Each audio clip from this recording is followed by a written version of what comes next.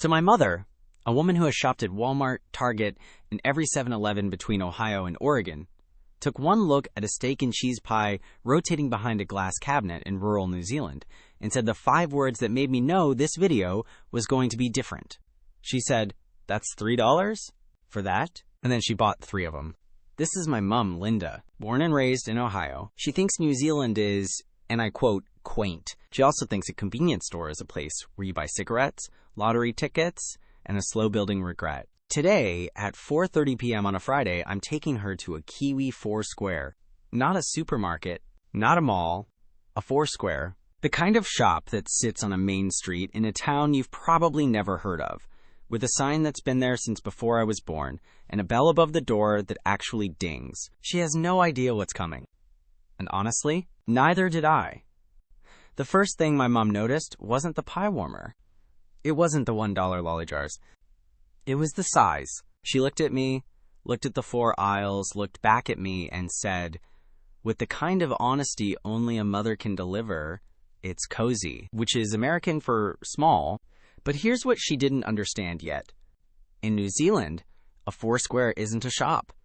It's a community center that happens to sell milk. It's a notice board, a bakery, a therapist's office, and a childhood memory factory, all squeezed into about 400 square feet. And over the next 10 minutes, she was going to discover 5 things that no American convenience store has ever considered. And by item 3, she was going to ask me if we could move here. Item 1, the pie warmer. Now, my mom has eaten gas station hot dogs. She has eaten taquitos that have been rotating under a heat lamp since the Bush administration. But she has never, and I mean never, seen a cabinet full of fresh meat pies sitting in the middle of a convenience store like they belong there. She pointed at the steak and cheese. She pointed at the mince and cheese. She pointed at the bacon and egg and said, "Are those meat? And the pastry? Just sitting there." I told her they'd been there since 6 a.m. and they'd be gone by 5:30. She looked at me like I'd just told her the earth was flat.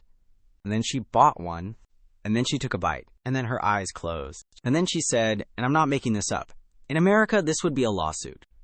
And it would be worth it." She finished the whole thing standing up, in the aisle, next to the bread. Item 2, the $1 lolly jars. My mom walked over to a wall of plastic jars filled with pineapple lumps, chocolate fish, jet planes, and something called a snifters that I didn't have the heart to explain. She picked up a jar. She looked at the price tag.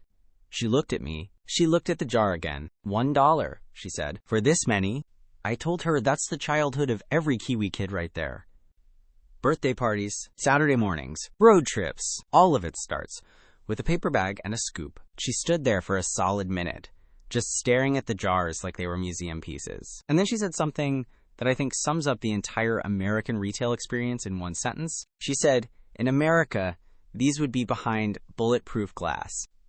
She filled a bag. She was smiling now. The skepticism was cracking. Item 3, the magazine rack. Now, my mom is used to magazine racks that look like a beauty salon exploded.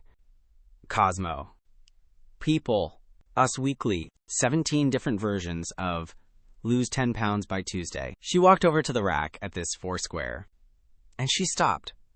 Because there was no Cosmo.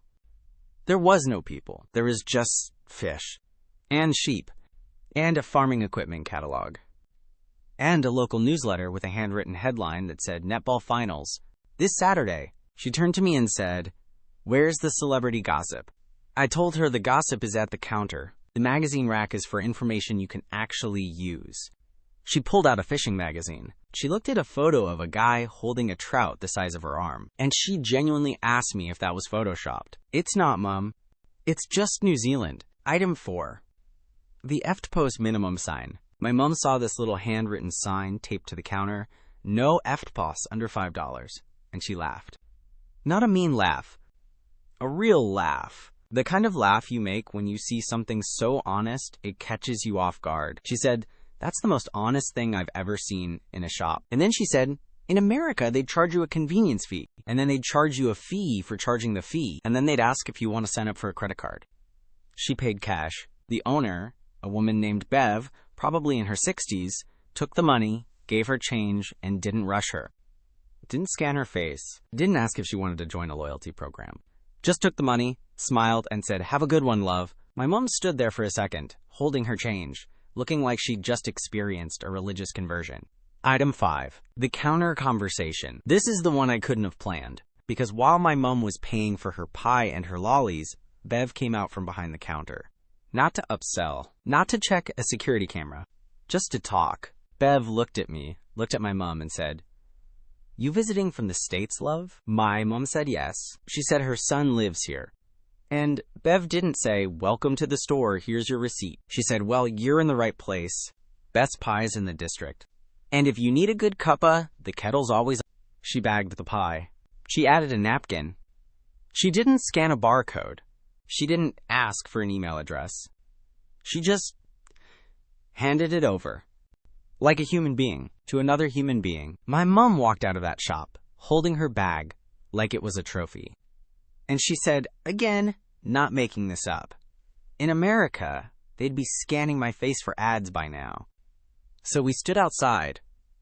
4:45 p.m. The sun was doing that thing it does in New Zealand where everything looks like a postcard, even when it's just a shop on a main street. And I asked her, I said, "So?" She looked at me. She looked at the Foursquare. She looked at her pie bag, and she said, "I was wrong." I said, "About what?" She said, "About quaint." This isn't quaint. This is how commerce should work. People know each other. The food is real. Nobody's trying to sell you a credit card. And the pies are $3. She paused. She looked at the sign again, and then she said this sentence that I knew would be the title of this video. She said, "Can we come back tomorrow?" My mom has been to 47 countries.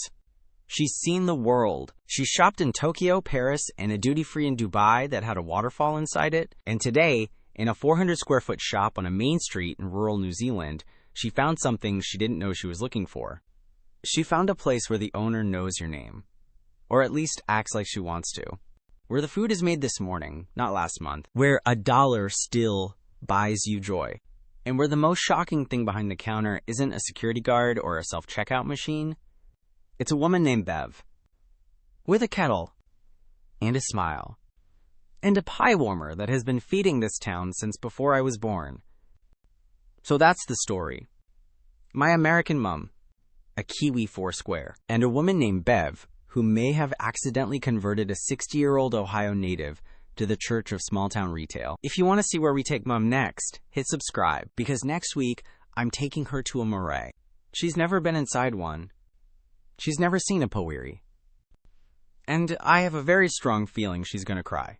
Until then, this is Kiwiverse. See you next Friday.